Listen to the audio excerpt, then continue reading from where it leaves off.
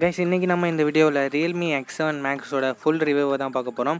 இந்த மொபைல் வாங்கலாமா இல்லை வேணாமா, இந்த பட்ஜெட் செக்மெண்ட்டில் இருக்க வேறு மொபைல்ஸை கன்சிடர் பண்ணலாமா, இந்த மொபைலோட ப்ரோஸ் என்ன கான்ஸ் என்ன போன்ற எல்லா விஷயத்தையும் டீட்டெயிலாக டிஸ்கஸ் பண்ணலாம். ஸோ ரியல்மி X7 மேக்ஸ் வாங்கலாம் அப்படின்னு சொல்லிட்டு நீங்கள் வெயிட் பண்ணியிருந்தீங்கன்னா இந்த வீடியோ உங்களுக்கு 100% யூஸ்ஃபுல்லாகவே இருக்கும். ஸோ ஸ்கிப் பண்ணாமல் கடைசி வரைக்கும் பாருங்கள். அண்ட் பார்த்து முடிச்சோன்னே இன்ஃபர்மேட்டிவ் இருந்துச்சுன்னா நம்ம சேனலை சப்ஸ்கிரைப் பண்ணிக்கோங்க. அண்ட் இந்த வீடியோவில் ஏதாவது சேஞ்சஸ் பண்ணணுமா அப்படின்னு சொல்லிட்டு உங்களோட கருத்தை கீழே கமெண்ட் செக்ஷனில் சொல்லுங்கள். எனக்கு ரொம்பவே யூஸ்ஃபுல்லாக இருக்கும். Hello guys, welcome to detail tech Tamil. இப்போ நம்ம வீடியோக்குள்ளே போகலாம். ஃபர்ஸ்ட் வீடியோ ஸ்டார்ட் பண்ணுறதுக்கு முன்னாடி ஒரு சின்ன டிஸ்க்ளைமர். தம்ப்நெயிலில் பார்த்த மாதிரி இது ஹேண்ட்ஸ் ஆன் ரிவ்யூ இல்லை கைஸ். பட் டோன்ட் வரி, இந்த ரிவ்யூவை நான் கொடுக்குறதுக்கு முன்னாடி எல்லா ட்ரஸ்டட் சோர்ஸ்லேருந்தும் இன்ஃபர்மேஷன்ஸை கேதர் பண்ணி தான் நான் உங்களுக்கு இந்த ரிவ்யூவை கொடுக்குறேன். ஸோ இந்த ரிவ்யூவில் எந்தவித தப்பும் இருக்காது.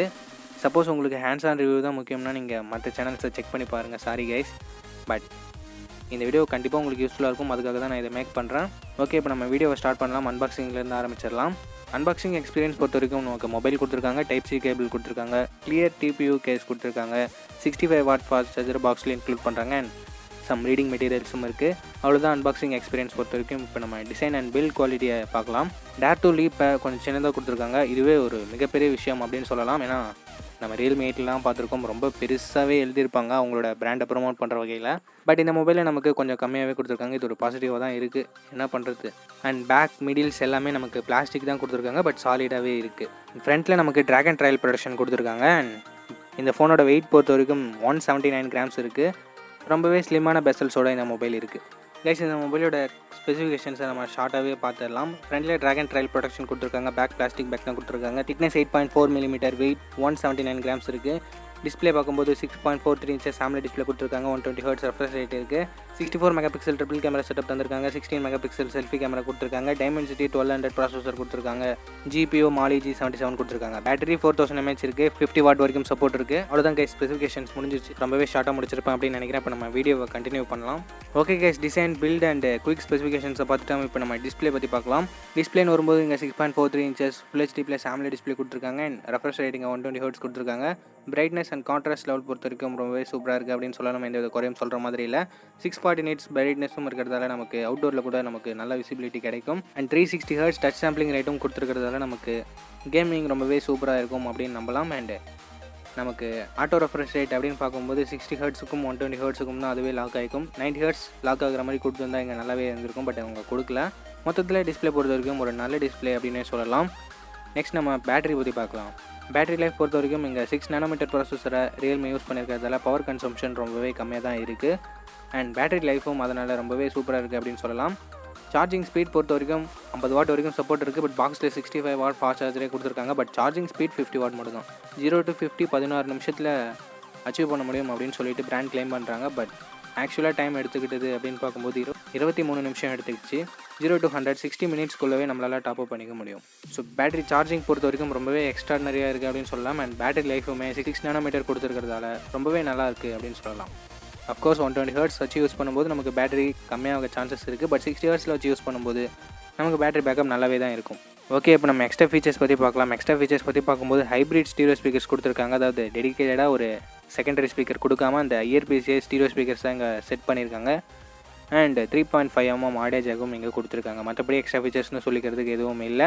இப்போ நம்ம சாஃப்ட்வேர் அண்ட் ஹார்ட்வேர் பற்றி பார்க்கலாம். ஹார்ட்வேர் பொறுத்த வரைக்கும் நமக்கு இங்கே டைமென்சிட்டி 1200 கொடுத்துருக்காங்க. ஒரு சாலிடான ப்ராசஸர் அப்படின்னே சொல்லலாம். அண்ட் GPU Mali G77 இருக்குது. எக்ஸ்ட்ரானரி பர்ஃபார்மன்ஸை இது வெளிப்படுத்துது கைஸ். அண்ட் சாஃப்ட்வேர் பார்க்கும்போது realme UI 2.0 கொடுத்துருக்காங்க. ஆண்ட்ராய்ட் 11 தான் இந்த மொபைல் ரன் ஆகுது. அண்ட் realme UI 2.0 பற்றி பேசும்போது ரொம்பவே க்ளீனாக இருக்குது அப்படின்னு சொல்லலாம். மல்டி டாஸ்கிங்லாம் பெட்டராகவே இருக்கும் அப்படின்னு சொல்லியிருக்காங்க. ஸோ சாஃப்ட்வேரும் இங்கே குறை சொல்கிறதுக்கு எதுவுமே இல்லை கைஸ். அண்ட் ஹார்ட்வேரும் டாப் நாச்சாகவே கொடுத்துருக்காங்க. ஸோ நமக்கு பர்ஃபார்மன்ஸ்ன்றது ரொம்பவே பீஸ்ட்டாக இருக்குது அப்படின்னு சொல்லலாம். கேமிங் பர்ஃபார்மன்ஸுமே நமக்கு தாறுமாறாக இருக்கும் கைஸ். ஏன்னா இது ஒரு ஃப்ளாக்ஷிப் லெவல் ப்ராசஸர் தான். ஸோ கேமிங் கண்டிப்பாக இதில் நல்லா தான் இருக்கும். கேமர்ஸ் யாராவது இருந்தீங்கன்னா நீங்கள் இந்த மொபைலை கூட கன்சிடர் பண்ணலாம். ஓகே, பர்ஃபார்மன்ஸ் பற்றி பார்த்துட்டோம், ரொம்பவே நல்லா இருக்குது அப்படின்னு சொல்லலாம். இப்போ நம்ம கேமராஸ் பற்றி பார்க்கலாம். கேமராஸ்னு வரும்போது இங்கே 64 mega pixel IMX682 primary camera கொடுத்துருக்காங்க. இதை யூஸ் பண்ணி எடுக்கிற ஷார்ட்ஸ் எல்லாமே நல்லா இருக்குது. அதாவது டிஃபால்ட்டாக 16 மெகா பிக்சலில் தான் எடுக்கும். நல்ல ஒயிட் பேலன்ஸ், நல்ல கலர்ஸ் அப்படின்னு சொல்லிகிட்டே போகலாம். அண்ட் 64 மெகா பிக்சலில் வச்சு எடுக்கும்போது நமக்கு ப்ராசஸிங் கொஞ்சம் லோவாக இருக்குது கைஸ். அதாவது கொஞ்சம் இமேஜ் ப்ராசஸாக கொஞ்சம் டைம் எடுத்துக்குது அப்படின்னு சொல்லலாம். And 8 mega pixel wide angle good அப்படின்னு சொல்லலாம். ரொம்ப எக்ஸ்ட்ரானரியாக சொல்கிறதுக்கு எதுவும் இல்லை.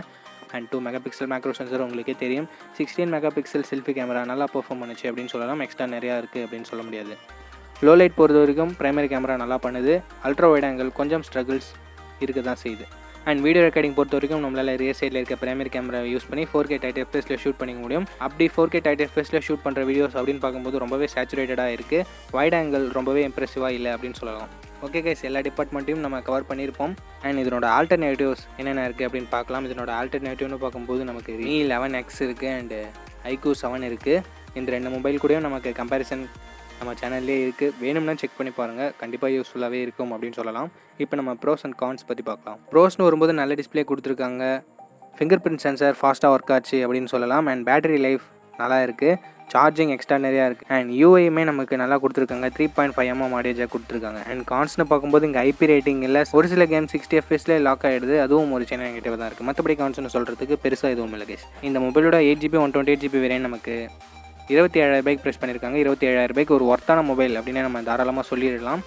ஏன்னா ஸ்பெசிஃபிகேஷன் டாப் நாச்சாகவே கொடுத்துருக்காங்க கைஸ். ஓகே கைஸ், வீடியோட இறுதிக்கு வந்துட்டோம். இந்த வீடியோ உங்களுக்கு பிடிச்சிருக்கும் அப்படின்னு நம்புறேன். நீங்கள் சொல்லுங்கள் கைஸ், realme X7 Max வாங்குவீங்களா, இல்லை இந்த பட்ஜெட் செக்மெண்ட்டில் இருக்க வேறு மொபைல்ஸாக வாங்குவீங்களா, இல்லை என்ன மொபைல் வாங்கலாம் அப்படின்னு கன்ஃபியூஷன் இருந்தால் நம்மளோட கம்பேரிசன் வீடியோஸ்லாம் செக் பண்ணி பாருங்கள். கண்டிப்பாக யூஸ்ஃபுல்லாக இருக்க மாதிரி தான் நான் மேக் பண்ணியிருக்கேன். ஸோ உங்களுக்கு டைம் இருந்தால் செக் பண்ணி பாருங்கள். அண்ட் இந்த வீடியோவில் நான் ஏதாவது சேஞ்சஸ் பண்ணணுமா அப்படின்னு சொல்லிட்டு உங்களோட வேல்யூபிள் தாட்ஸை கீழே கமெண்ட் செக்ஷனில் சொல்லுங்கள். எனக்கு ரொம்பவே யூஸ்ஃபுல்லாக இருக்கும். ஓகே கைஸ், இந்த வீடியோ பிடிச்சிருந்தா லைக் பண்ணுங்கள், உங்கள் ஃப்ரெண்ட்ஸ் கூடயும் ஷேர் பண்ணுங்கள். நம்ம சேனலை சப்ஸ்கிரைப் பண்ணி பெல் ஐக்கான் ப்ரெஸ் பண்ணி ஆல்னு கொடுத்துக்கோங்க. அப்படி பண்ணிங்கன்னா இது மாதிரியான வீடியோஸை டெய்லி ஈவினிங் 4 o'clock நீங்கள் மிஸ் பண்ணாமல் பார்க்கலாம். நெக்ஸ்ட் வீடியோவில் பார்ப்போம். Think positive, be positive.